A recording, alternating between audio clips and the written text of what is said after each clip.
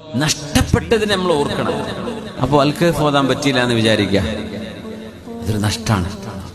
ഒരു വെള്ളിയാഴ്ച കഴിഞ്ഞിട്ടന്ന് അൽക്കഹഫ് ഓതാൻ പറ്റിയില്ല, അന്ന് ഒരുപാട് സ്വലാത്ത് ചൊല്ലാൻ പറ്റിയില്ല. വെള്ളിയാഴ്ച സ്വലാത്ത് ചൊല്ലണേ, ഫഇന്നഹാ മഅറൂദത്തുൻ അലയ്യ, എനിക്ക് അല്ലാഹു വെള്ളിയാഴ്ചയിലെ സ്വലാത്തുകൾ പ്രത്യേകമായി കാണിച്ചു തരുമെന്ന് പുണ്യനബി സ്വല്ലല്ലാഹു അലൈഹി വസല്ലം. വെള്ളിയാഴ്ച രാവിലും പകലും, അതായത് വ്യാഴാഴ്ച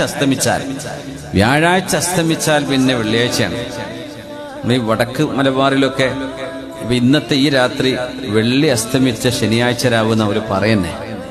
നോട്ടീസിലൊക്കെ അങ്ങനെ എഴുതാം, മൂല്യൊരു വേദാരം വരുന്നുണ്ട് തന്നെ, വെള്ളി അസ്തമിച്ച ശനിയാഴ്ച രാവ്.